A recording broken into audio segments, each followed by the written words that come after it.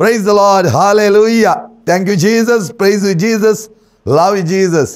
समजावरती आदारान परत आम्ही असे कोण एक हजर झाले हांव मगाचे न्हू तुमकां सगळ्यांक भोव मोगा आसोड्या परबायचो स्वागत हांव मागता परत परत तुमकां मेळटा आसतना भोव खुशी भोगता कित्याक आमी देवाच्या उतरा मुखांतर एकामेकांक मेळटा देवाचें उतर इतलें बलिश्ट जावन आसा खंयच्या तरान तें आमी काण घेता आनी खंयच्या तरान तें आमी उपयोग करता त्या प्रमाणे आमच्या जिवितांत जायतें बरेंपण जाता मगाच्या भावना बेडीनो सामान्य जावन आमी एका फिल्मा वेताना कितें करता ते आसा गोल्ड क्लास सिल्वर क्लास आनी तशेंच मुखले सिटी आसतात ताका ऑर्डिनरी क्लास आनी अशें आसतना जायतीं जाणां आमी गोल्ड क्लासांत पळोवन तेंच फिल्म पळयता सिल्वर क्लासीन पळोवनूय तेंच फिल्म पळोवचें या जनरल ऑर्डिनरी क्लासीन बसूनय तेंच फिल्म पळोवचें पूण आमी बसचे सिटी बसचे स्टायल आनी बसचो जागो इल्लो डिफरंस जावंक पुरो त्या प्रमाणे आमी आमच्या जिवनांत देवाचें उतर खंयच्या तरान घेता तें भोव गरजेचें जावन आसा हेब्रांक बरयल्ल्या पत्रांत आमकां पुरबाय तरान सांगलां देवाच्या उतराचें मोल आमकां कळीत जावचें केन्ना आमचें जिवीत त्या प्रमाणे आमी जियेता तेन्ना देवाच्या उतरा काल आमकां जियोंक देवान आपोवणें दिलां आनी त्या खातीर आमकां क्रिस्तांवांक आपुरबाय तरान तोच बायबल आमच्या सांगात आसा आनी त्या बायबलाचे वर्ती शिकोवण आमी घेतली जाल्यार कितल्या मोलादीक तरान आमी जियेवेत जेजू तेच देवाच्या उतराचो वर्तो प्रामुख्यता आमकां सांगून दिता लुकाच्या एवांजल 4 अध्यायांत आमी पळयलें जाल्यार देवाचो पवित्र आत्मो ताचे वयर आयला अभिशेक केला कित्याक म्हळ्यार तांकां जाय जाल्ली सुटका दिवच्याक कशें सुटका देवाच्या उतरा खाल तेंच उतर जेजूच्या तोंडांतावन भायर सरलें आनी तें उतर आज आमच्या जिवनांतय आमी वांजलां मारिपात घेवन आसा सगळीं जेजून उलयल्लीं उतरां 4 वांजलिस्टान आपल्या आपल्या परिस्थिती प्रमाणे ती लिखिल्लीं आसात आनी मातेव मार्क लूक आनी जुआंव हे 4 वांजलिस्टांनी आपणाच्या खऱ्या अनुभोगांत जेजू विशयंत तांकां जाल्लें वर्तें एक्सपिरियन्स हांगा नरेट केल्लें जावन आसा praise the Lord hallelujah hallelujah hallelujah hallelujah hallelujah जेजू आमी पळयल्या प्रमाणे वांजलांत हर एका जाग्यार वता आसतना ताका जायते लोक मेळटालो जायते जण ताचे सांगात आसताले आनी अशें आसता कितें घडलें जेजूच्या वर्त्या जिवितांत ताणें म्हणलीं हर एके उतरां त्या लोकांक बऱ्याक ती पडली त्या देखून आज आमी तस बायबल आमच्या जिवनांत वाचता आसतना तें देवाचें उतर आमचे थंय कसलो प्रभाव घालता परिणाम घालता थोड्यांक आमकां एक डेली वाचून सवय जाल्या त्या खातीर आमी वाचता जावं की पुरो पूण वाचचें बरें कित्याक एका रितीर देवाचें उतर आमच्या काळजांत रोमतालेंच आनी तें देवाचें उतर आमच्या काळजांत रोमता आसतना आमी देवाच्या उतरा खाल जियोंक साध्य जाता हें उतर अशें सिसा वयर जे परिणाम जाले कांयच जेजू विशयी कळीत नासलें जेजून प्रसंग दिता आसतना तें उतर हेरां सांगात उपयोग करता आसतना आमी पळयता थोडे कडेन जेजूच्या एकच उतरान पिडेस्त गूण जाले थोडे कडेन जेजूच्या एकच उतरान खाण उणें आसल्या कडेन जायते उंडे आनी मासल्यो जाल्यो आनी त्या लोकांक तांणी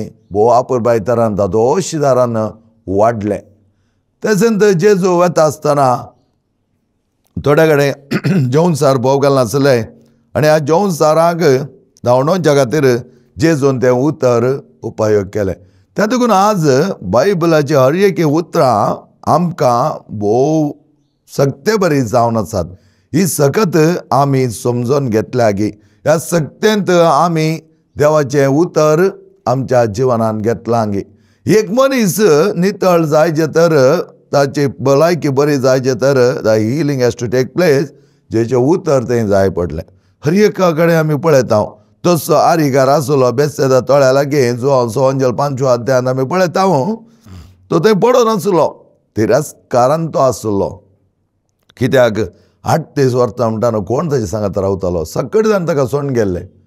कितले एक पिडेस्ता सांगात आमी थोडो तेंप रावता, मागीर आमकां बगता हे पिडेच्या मनशाक देवान व्हेल्लें जाल्यार बरें आसलें. त्याच प्रमाणे त्या आरिगाराची परिस्थिती जावन आसली.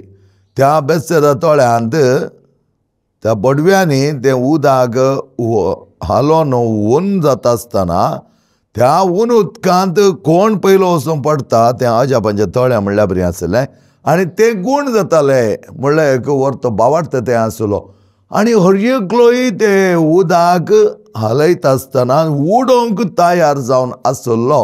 आनी अशें आसता ह्या मनशाक ताणें तें पावच्या पयलें जायते जाण उडोवन जाताले. तातूंत कोण पयलो उडटा तो गूण जाला म्हणून ताचो बावार्थांत तांकां कळीत आसलें. ह्या मनशाक थंय व्हरून दवरलें, मात्र घालूंक म्हणून ट्राय करताले, प्रयत्न करताले, जायनातल्या वेळार निर्फळ म्हूण बगून कितलें ट्राय केल्यार ताका थंय घालूंक जायनातलें. कित्याक हेर ताच्या पयलें उडोवन जातालें. वो आरिगार न्हिदोन आसलो. हाका तांणी काणकोण व्हरून थंय उडोवच्या उदकांत उडोवच्या पयलें एर जंप करून जातालें. त्या देखून तिरस्कार जाल्लो वो. कांयच सकत ताच्या थंय आनी उरली ना. कित्याक म्हळ्यार ती कितें भरोशाची खीण ना म्हणटा म्हळ्यार आमी ती सगळी माजून गेल्ली जावंक बरो. कित्याक कितलेशे वर्सां थंयच पूण देवाच्या वर्त्या योजनांत ह्या मनशाच्या काळजांत एका तराचें खीण जेजून उपसायलें. आनी त्या खातीर जेजू थंय वता आनी विचारता, पुता तुका बरें जावंक जाय, बरें जावंक जाय. पूण ताका तें कळीत जायना. त्या देखून तो म्हणटा म्हाका बरो करूंक कोण आसा.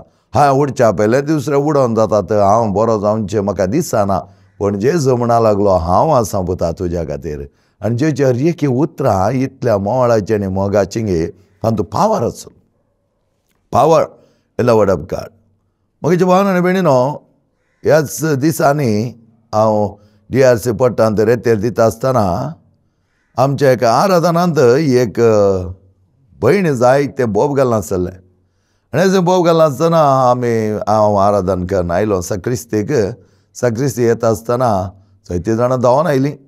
थोडीं जायतीं त्या हॉलांत आसलीं मात्र न्हय, हेरां आमचे कोण वॉलंटियर्स आनी तीं सगळीं धांवून आयलीं. एक आगमेंताचे बोटल काडून आयली आनी म्हणा लागलीं ताका सैतान लागला, ताका येयलें आगमेंत घाली जाय आनी तें सारकें जाता.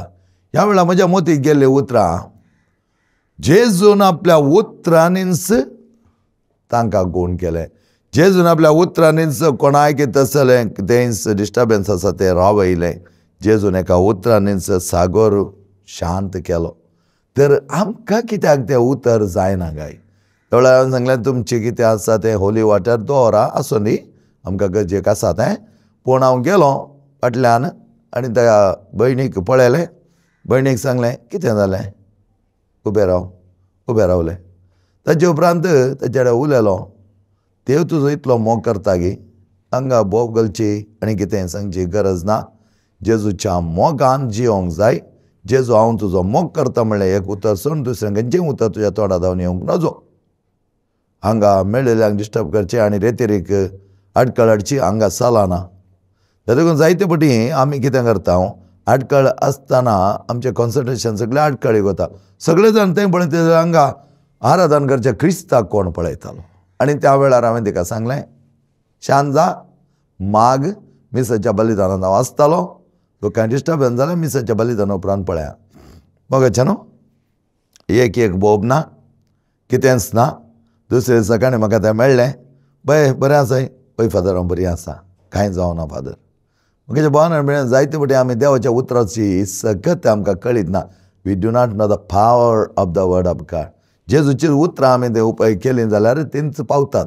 आनी त्या चलयेक अपुरबाय तरान देवाचें उतर अशें नाटवलें गी.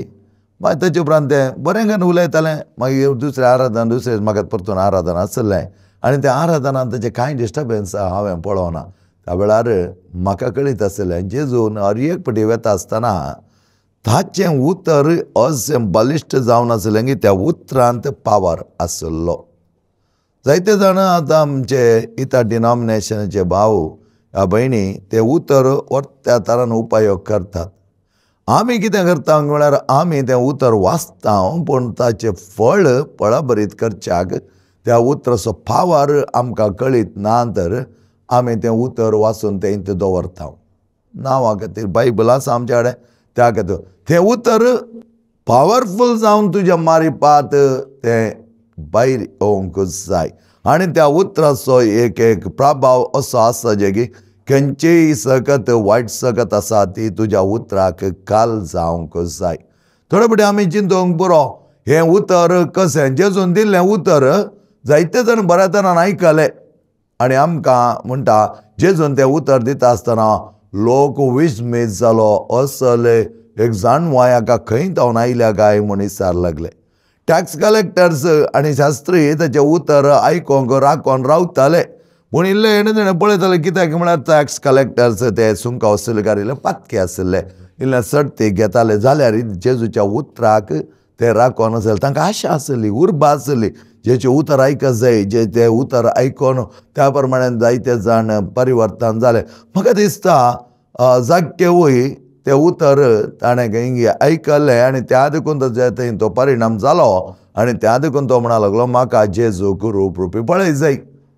सांग परत तें उतर कोणाच्या मारिपात ताणें आयकल्लें जावन आसा पूण रूप रुपी पळयतना जेजून ताका डायरेक्ट आपयलें जाग्या वा सकला देव पळय सकला देव म्हणटाना खंयचें जावन देंवचें ताच्या पातकाच्या रुखां जावन देंवचें रुमडेच्या रुखां जावन न्ही ताच्या ओरबसी आशेच्या रुखां जावन देंवचें ताचे चड कितें कलेक्ट कर म्हाका जाय म्हण अती आशा आपल्या ताचे जावन ताणें तें केलें देंवचें हंकार गर्व तस जाल्यार रुखार तो बसोन आसलो आनी थंय जावन तूं सकला देव आनी तस जाल्यार नाका जाल्यार सगळ्या वायटांतावन तूं सकला देव म्हूण जेजू ताका आपयता पळय एकच उतर सकला देव आज म्हाका तुमगेर येवन राव तुज्या काळजान म्हाका राज करीत जाय तुज्या काळजान राज करतना हांव त्या प्रमाणे तुज्या सांगाता जायते वर्तें कार्यां करूंक शकतलो देवाचें जेजूचें उतर तें जेचें उतर आनी तेंच उतर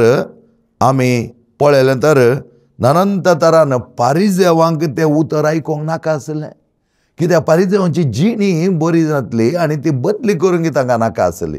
कळीत आतां पारिजेव हार्डकोर टेररिस्टा बरी तांच्या मोतीन कितें तें रिगलां तेंच काडून तें आसलें त्या देखून खंय सकट जेजू गेलो पारिजेवांनी ताका चड ताच्या उतराक मान दिल्लो ना ताचें उतर तांच्या मोद्याक गेलें पूण तें आयकोंक ते तयार नासले. केन्ना आमी तें उतर आयकोंक तयार ना तें उतर बऱ्या तरान आमी आयकना तेन्ना तें उतर आमचें तें फळां बरीत जायना. त्या खातीर आमी म्हणटा फालां वत्ता तें ತರುವುದು ನಾವು ಆ ವಾಕ್ಯವನ್ನು ಉಪಯೋಗಿಸಿದಾಗ कशें तें आमचें थंय जीर्ण जायचें देवाचें उतर जाय तेवटें आमी वाचता तें आमचें थंय जीर्ण जायना आमी वाचता मात्र तें आमच्या मोतीक व्हरून मोती जावन तें आमच्या काळजाक रिसीट जालें जाल्यार आमचें पवित्रपण वाडटा आमच्या पवित्रपणांत जेजूचो आमकां आदार दिता. म्हज्या भावनां भयणीनो आमी पळयता देवाचें उतर वाचूंक हर एक लागी मन आसा.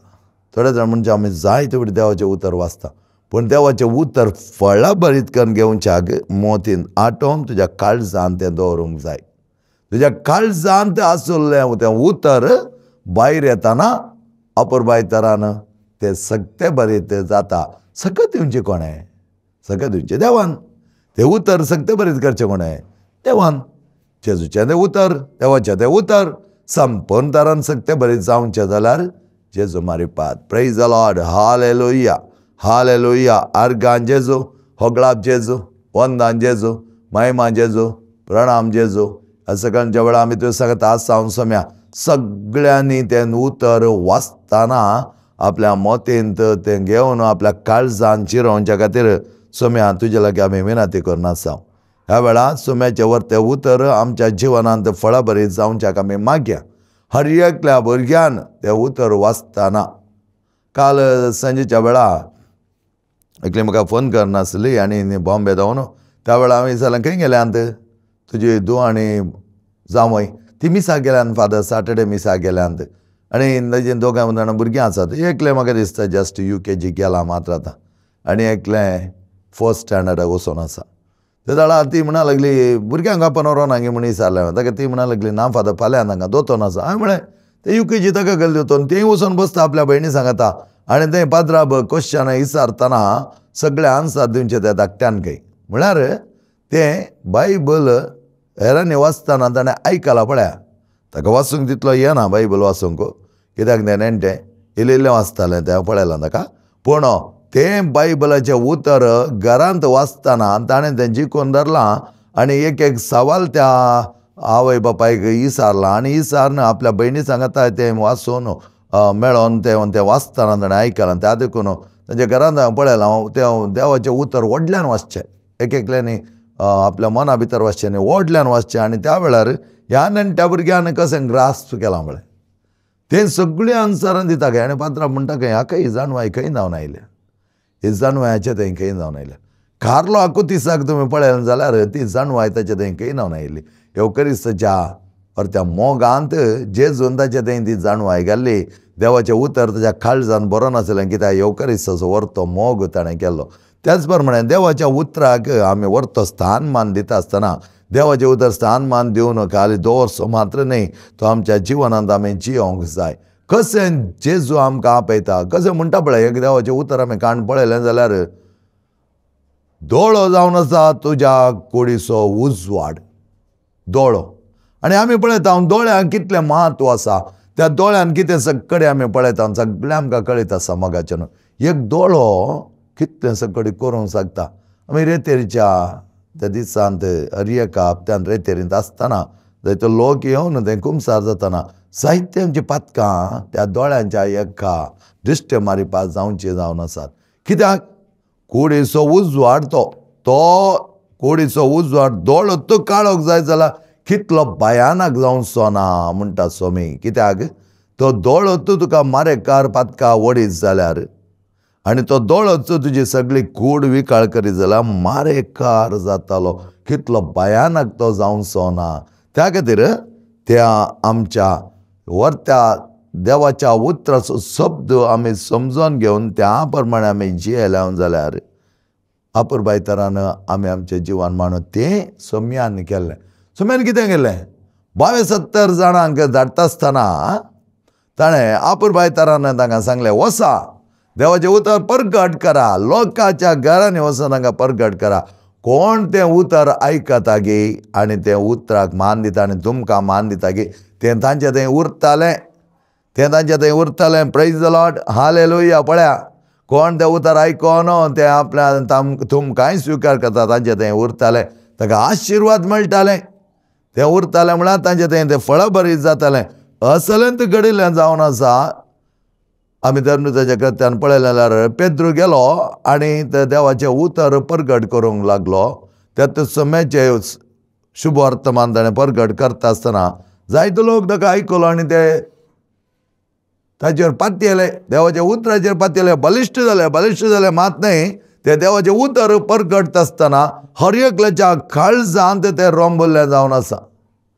जायते जाणांच्या काळजांत रोंबल्लें देखून तें परिवर्तन जालें. आतां आमच्या जिवनांत आमी पळयता थोडे जाण परिवर्तन जावन म्हाका जावंक जाय त्या क्रिस्ताचो फाटलावदार म्हणटा आसतना आमी कितें म्हणटा, फाटलावदार कशें जावंक जाता, तुवें वाचचें ताणें ओगेत ना. फाटलावदार जावंक जाता, क्रिस्ताचो फाटलाव जावंक देवाचें उतर आपल्या जिवनांत ताणें जियेल्या पावता. क्रमेण तें देवाचें उतर ताका खंयच्या त्या वाटेक व्हरून पावयता म्हूण आमकां कळीत ना. त्या देखून 72 जाणां धाडटा आसतना ह्या सिसांक ताणें दोगांक धाडटा आसतना ताणें म्हणलें आसा वसा संदेश प्रसार करा, म्हणजे सुवार्ता परगट करा. आनी कोण तुमकां थंय व्हरतो येवकार दिना त्या घरांत ते कांयच फळ दिवचें ना, निर्फळ जातालें. कित्याक त्या घरांत देवाचें उतर आज व्हडल्या मापान व्हडा मापान तें कार्यरूपी जावचें ना. मोगाचें भावन आनी भयणीनो, आमी पळयता जेचे हर एका उतरांत आसा ती सकत, जे हर एका उतरांत आसा तो म्हणा लागलो म्हणजे थंय उणो पावडटा आसल्या देखून तुमकां तें जेवणसराक धांवणूक जावना. त्या देखून उपास आनी मागणें भोव गरजेचें म्हणा लागलो. कित्याक म्हळ्यार तें देवाचें उतर तुजें तें बलिश्ट जावच्याक तुवें पवित्र जाय. जेजू व्हरतें एक्सपिरियन्स आमकां जावंक जाय. आनी अशें जाता आसतना कोणी कितेंय सांगल्यार आमकां कांयच फरक पडचें ना. एकल्याक एका क्रिस्ती भावाक एकल्या विचारलें गे तूं हर एक बुडी त्या रेतीरीक वताय आराधनाक वताय मिसा वताय तुजें थंय कितें बदलावण जाल्या कितें चेंजीस जाला कितें तुका मेळ्ळां तो म्हणा लागलो की म्हाका कांय मेळना सायबा हांव बरें गेलां म्हाका कांय मेळना पूण हांवें थोडें लूज केलां अरे तुका मेळटा म्हणजे दिलें हांवें तूं लूज जाला म्हणटाय तुवें उगडून घेतला म्हणटाय आनी उगडून घेवन जाल्यार कितें रेतेरीक आराधनाक आनी वचो जाय आनी त्या वेळार तो म्हणा लागलो कितें हांवें उगडून घेतलां हांवें म्हजें तें उगडून घेतलां म्हजो राग म्हजो द्वेश म्हजें अगे म्हजें दुस्मानकाय म्हजें हांव तूं म्हणलें एक वर्त हाम भाव म्हजें तें इगो तें हांवें उगडून घेतलां जेवच्या जिवनांत आमी पळयलें जाल्यार पेद्र केन्ना वयर सोडून जेवच्या वयर ताच्या तकलेर बसोंक येता आसतना जेजून ताका हर एक फुडें म्हणलें पयसर सयताना म्हळ्यार ताच्या उतरांक कळीत आसलें तुजीं हीं उतरां तुज्या तोंडा जावन येवची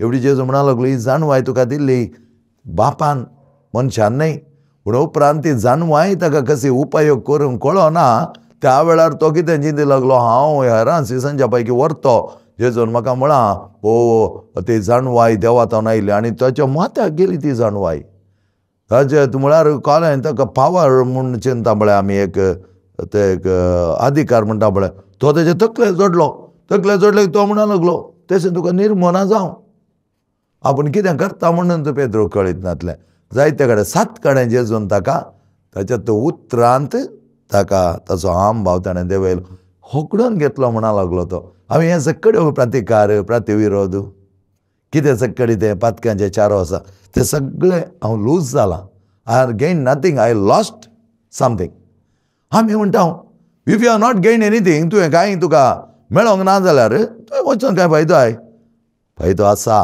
तुजें नाका जाल्यार मेळ्ळें तुवें नितळ करून घेतलां फायदो आसा तें जावन आसा आमकां खाली करचें आनी तेन्ना देवाचें उतर आमचें भरतालें आनी हे सीस गेल्ले कितें कर लागले देवाचें उतर प्रसार करूंक लागले कोण सकट तांकां व्हरतो स्वागत दिवन तें उतर घेतलें की तांच्या जिवनांत जायते फळां बरीत जालीं फळां बरीत वर्तेपण तांकां तें मेळ्ळें आनी त्या प्रमाणें तें चियेलें तुमकां देवाचें उतर आपुरबाय तरान कार्यरूपी जाल्लें पळयचें जाल्यार थोडे फावटी आमी चिंता देवाचें उतर आयकून कितें फायदो तें आयकनातल्यार चलता म्हणल्यार बरें आमी थोडे फावटी चियेता देवाचें उतर परगट करता आसतना कसलीं खोटीं काळजां सयत ती बोरीं जातात या ती नितळटात म्हणल्यार निदर्शन जावन आसा जोना प्रवादीक देवान दिल्लें तें मिसांव तो चुकोवन धांवलो पूण देवान ताका सोडून निनेवे लोकांक ताणें देवाची सुवार्ता परगट करूंक आसलें देवाचें उतर परगट करूंक आसलें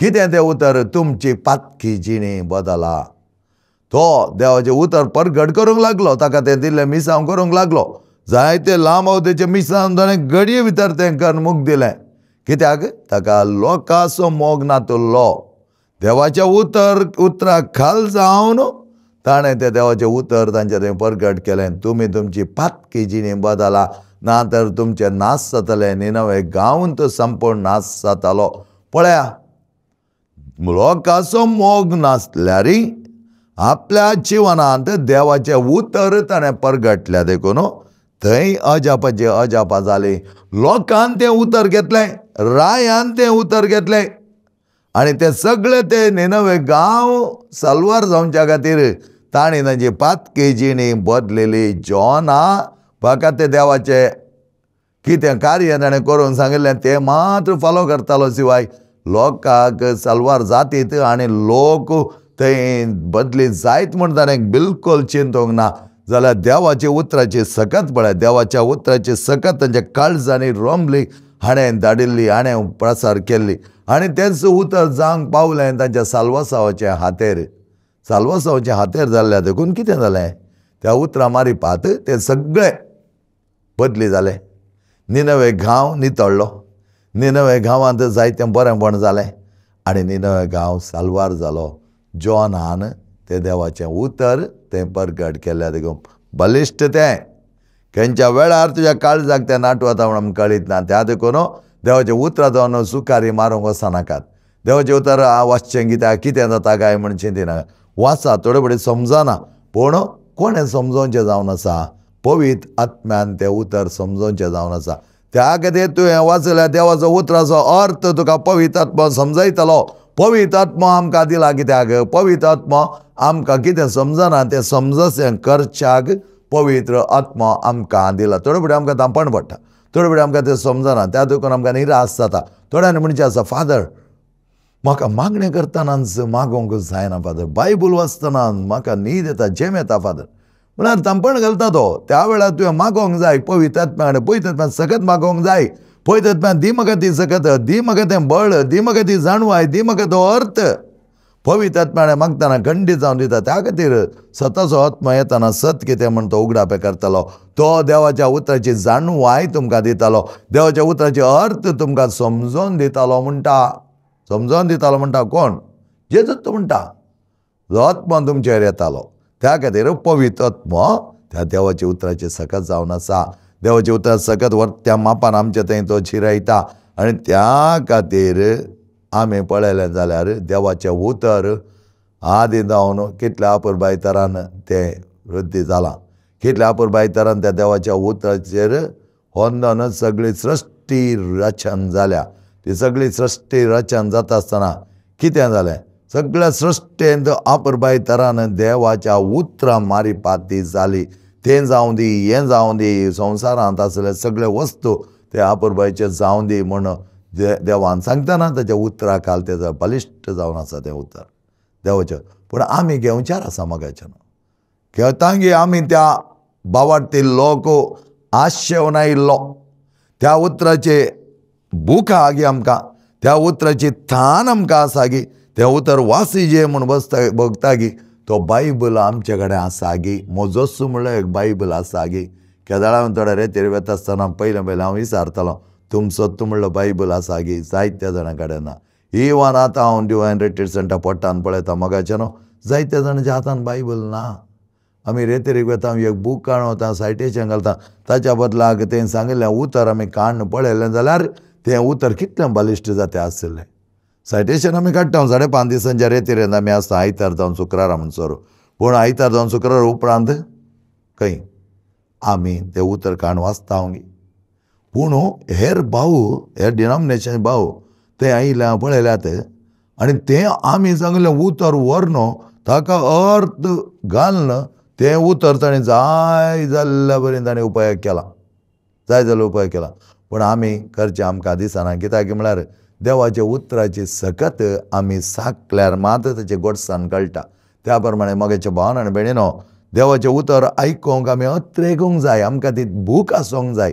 देवाचें उतर आनीक चड आनी चड मापान हांवें वाचूं जाय आनी तें समजून घेवंक पवित्र आत्म्या सकत आमी मागोवन घेवंक जाय. पवित्र आत्मा हो आमकां ते वर्त्या तरान तेची सकत आमच्या थंय आसा करता. पयले शमुएलाचो बूक 7व्या अध्यायान तुमी पळयलें जाल्यार शमुएलाक समजोना देवाचें वर्तें उतर. देवान ताका आपयलें, देवाच्या उलाक ताणें पाळो दिवंक ताका कळीत जावना. कित्याक? ताका देवाचें उतर आयकून कळीत नासलें. ताका फकत कळीत आसलें एलीचें उतर. एलीचो आवाज मात ताका कळीत आसलें. देव ताका आपयता म्हूण ताका कळीत नासलें. हर एक बडी तो वचून विचारता, तुवें म्हाका आपयलें? आपल्या बापाय एली कडेन विचारता, तुवें म्हाका आपयलें? आनी ह्या वेळार कितें जाता? ताका कळटा एलीक तिसऱ्या फावटी आपयता तसो खंडीत जावन देव आपयता. आनी त्या वेळार तो ताका म्हणटा उलो कर आनी ताका सांग. तो उलो करतना सांग ताका, हांव हांगा तयार आसां, हांव तयार आसां, कितें करताय तें कर. आनी तेन्ना देवाचें उतर ताणें आयकलें. ताच्या पयलें फकत एलीचें उतर तो आयकतलो. आज जायतीं जाणां आमच्या जिवनांत मोगाच्या भावान आनी भयणीनो, आमच्या जिवनांत आमी देवाचें उतर आयकनातल्या देखून जायते घाडामोडी घडटा, जायते घुस्पड गोंदळ घडटा, जायते असमाधान घडटा, जायते मिसअंडरस्टँडींग घडटा. कित्याक? देवाचें उतर आमी आयकोंक ना. देवाच्या उतरांत आमी फळाबरीत जावंक ना. आनी अशें आसतना देवाचें उतर आमकां कितें म्हणटा? फळाबरीत जावचें तें आयक आनी तें तुज्या मोतीन घे आनी तुज्या काळजांत चिरोवन धर आनी तें उतर फळाबरीत कर.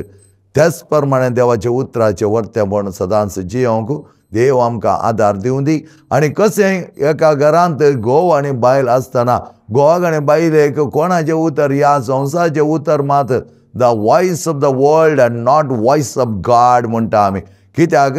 The voice of the world is for temporary and the voice of the world is for moment. त्या देखून त्या वॉइस ऑफ द वर्ल्ड कितें जाता ताका आमी आयकता तो बारी स्ट्रॉंग आसता, बारी strong voice of the world. पूण देवाचें उतर इतलें मोवाळ आसता की तेंय आमी आयकोंक सका जाय.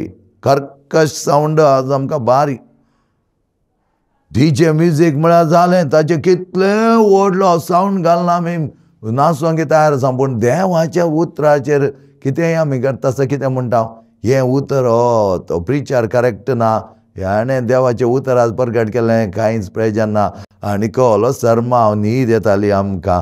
कित्याक म्हळ्यार तुजी तयार आयना. तें देवाचें उतर आयकचें जाल्यार तुजी तयार आसा. You are ready to listen to the voice or noise of the world, not of God. त्या देखून आमी तें क्रिटिसायज करता जायते वटेन. उदासपण आमचें तें कळ्ळें. उतर दिलां आज म्हाका कांयच बरें लागोना. कित्याक म्हळ्यार तूं तयार आयकना तुजें तें. तुका त्या उतराची रूच बघूंक ह्या उतराची बूक ना, तान ना. त्या देखून तूं मेळ्ळें क्रिटिसायज करता म्हणटा ताचें कांयच प्रयोजन ना.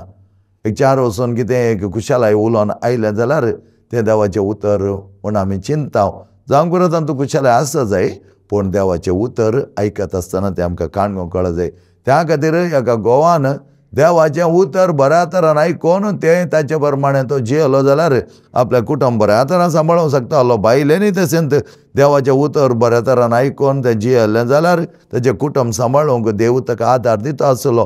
त्याच प्रमाणे भुरग्यांनी तें देवाचें उतर आयकत आसतना आपल्या आवय बापायक खाल जावन जियोंक, आवय बापाय विधेय जावन जियोंक आमकां जायते अवकाश आसले ते आमी घेवंक देवाचें उतर आमकां आदार जाता. त्या देखून मोगाचें भावना म्हजें तें कितली उर्बा आसा, म्हजें तें कितली तें एक रूच ती साकोंक तसलें एक उरूप आसा हें आमी पळोवंक जाय. आनी तेन्ना देवाचें उतर फळादीक बळादीक सगटे बरेत मात्र म्हजें जिवन अपुरबाय तरान मांडून हाडचें व तें महायोजन त्या उतराचेर आसा. Praise the Lord. Hallelujah hallelujah hallelujah hallelujah hallelujah hallelujah. आतां तुमकां सगळ्यांक हें बरें मागता आसतना देवाच्या उतराचेर सकत सदांच साका. इल्लें म्हणी वाचून तें देवाचें उतर अपुरबाय तरान नियाळून तें मोतींत व्हरून ताचो अटक कर. त्या काळजांत जिरेत आसतना मागीर पवित्र आत्म्याची सकत आमी मागोवन घेवन त्या पवित्र आत्म्याच्या सगते बरीत उतरांत आमी फळां बरीं जावच्याक आनी देवाच्या व्हरत्या उतरा परिपात जेसो अनुभव करच्याक आमकां तसो देव पावों दी. दिव्यवाणी लायव्ह हांच्या सर मिसावांत आमी बरें तांकां मागया. विनोद गंगोळी आमचो मोगाचो सश्टांचो विशय ताका आमी मागला. परत परत तसो देव त्या सर्गाच्या दायज जावन सगळ्या कुटुंबाक सांबाळूंक मातने देवाचें उतर व्हरता प्रकट करच्याक त्या एका भावान कितली मिनात काडिल्ली आनी तीच मिनात ताणें काडिल्ली मुखार सून व्हरच्याक आनी देवाचें उतर व्हरता तरान आमच्या आसपासच्या लोकांक प्रसार करच्याक ताणें करची सेवा देव तांचेर आशिर्वाद घालून दी. तुमच्या सर्वांच्या देवाचे आशिर्वाद मागता. देवाचो मोग चड आनी चड तो मोग देवाचो मोग आमकां लाभच्याक देवाचें उतर आमच्या काळजांत फळां बरीं जावन सगते बरीं जावं पवित्र आत्मो तुमच्या सांगता सदांच जियों. बापाचे आनी पुताचे आनी पवित्र आत्म्याचे नांवे आमेन.